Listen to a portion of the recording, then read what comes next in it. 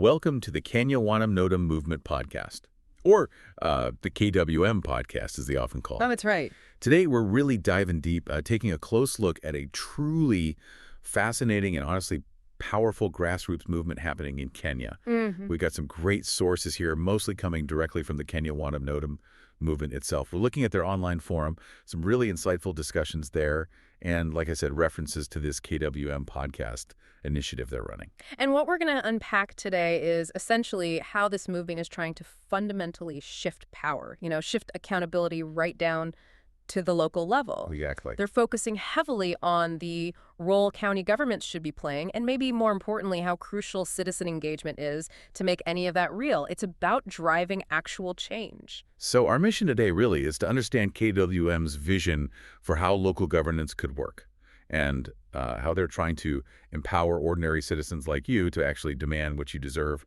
right there in your own communities. Yeah, it's about figuring out where the buck really stops, when it comes to the services and the development that affect your daily life. Okay, let's get into it then. Let's unpack this movement. Right. So at its heart, the WANTAMNOTAM movement has this incredibly clear and I'd say pretty powerful message. It's aimed at leaders, like across the board. Everyone. Presidents, current and future, cabinet folks, MPs, but really, especially those county officials. Yes, the local level is key for them. And the core message is essentially this call. Skiza Waikan, Skiza ground, or be impeached, be kicked out by our votes, even before Sindaham ends. Which is quite direct. It really is. And just to break that down, Skiza Waikan is Skiza ground basically means listen, Kenyans, listen to the ground. It's a plea to actually hear the people. Yeah, the grassroots. And Wantam, that refers to a leader's first term in office.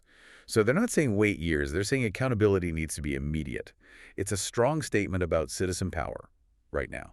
Absolutely. And what's really striking, I think, is how directly it challenges that old top-down way of doing things, where decisions happen far away and people feel, unheard. She's empowered, yeah. Exactly. They're pushing hard for leaders to genuinely listen to the ground, like what everyday people are actually dealing with, their real needs, their worries. And they keep hammering this point, your vote. That's the ultimate tool you have for change. It's not just complaining then. No, not at all. It raises a really important practical question. How does KWM actually spell out what citizens should hold their local leaders accountable for, moving beyond just, vague promises to actual concrete stuff? They really dig into the details. And that's where it gets super interesting, I think, because the KWM forum makes it crystal clear. So many issues that people might instinctively blame Nairobi for. They argue these actually fall squarely on the shoulders of the county governments. Right. That's the core of their argument. And what really makes KWM stand out is how they make this demand for accountability workable. They've basically taken these, let's face it, sometimes complex constitutional articles from the 2010 Constitution, Articles 174 to 186, the fourth schedule. Which most people might not read every day. Exactly. And they've distilled them into something clear, like an actionable blueprint for citizens. They show exactly where the buck should stop locally. It's about turning that, abstract legal language into concrete expectations for your daily life. That's a key point. It's not just about being angry. It's arming citizens with the actual constitutional basis for their demands. It fits the script, doesn't it? From being passive recipients to informed participants who know their rights. Totally. So let's dive into some of the specifics they highlight. KWM identifies what you could call local essentials and infrastructure as a major area. This covers a huge range of things that hit you daily. Your everyday life stuff. Right. KWM points out counties are primarily responsible for things like clean water, sanitation, fixing local roads, early childhood education, the ECDE centers, and basic health services through local dispensaries and health centers. Think about, your commute or taking your kid to a nursery or getting basic treatment nearby. That's your county. And the real insight KWM provides here is turning these constitutional duties into stuff you can see and touch every day. That right to clean water. It's not some distant national promise. It's a local responsibility. Makes sense. So KWM empowers you to look at your tap or your local clinic or that pothole down the street and see it as a direct point of accountability, a leverage point, really. So if a road floods or just falls apart after some rain. KWM says don't waste your time calling Nairobi. You should be knocking on the door of your governor or your member of county assembly or MCA. That distinction is absolutely crucial. That really does clarify things, doesn't it? It makes you Yeah. realize just how much your everyday experience, good or bad, is shaped by how well your county government is functioning or not functioning. Precisely. Okay, so moving beyond just those immediate basics, KWM also drills down into economic and social development within the counties. This covers things like agriculture, livestock, fisheries, trade, local markets, even culture sports, and local tourism. Yeah, and here KWM is stressing the county's huge role in the economic pulse and sort of the social vibe of the local community. How so? Well, for example, if local farmers are really struggling, maybe crop prices suddenly tank without warning.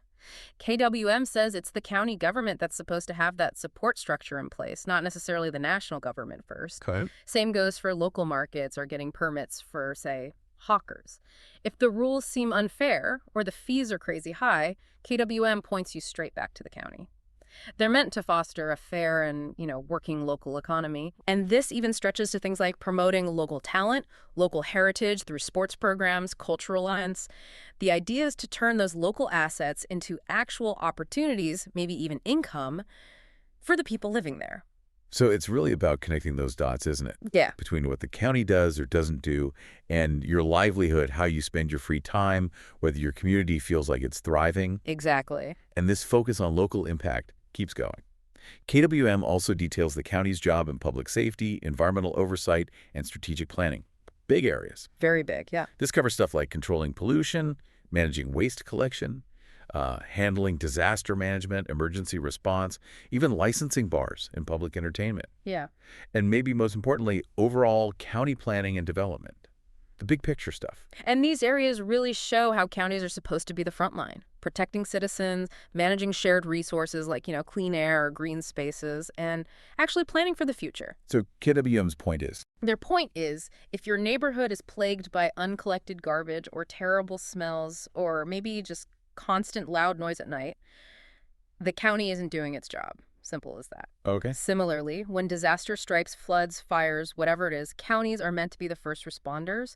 They're tasked with protecting lives right there within their borders. and what about those big projects, the planning part? Oh, yes, this is powerful. KWM says if you see projects in your area that are delayed endlessly or they seem totally mismanaged or maybe they just become ghost projects, money spent, nothing built. Happens all too often, sadly. It does. KWM says you should follow the paper trail, and that trail leads directly to your local county assembly because they are the ones legally required to create development plans and budgets every single year. They decide how the money gets spent across every sector. Wow. That sounds incredibly, well, empowering, actually. But given all this detail, what do you think is the biggest challenge for people trying to act on this? And how does KWM try to help with that? That's a really good question because, look, KWM lays out this clear roadmap, right?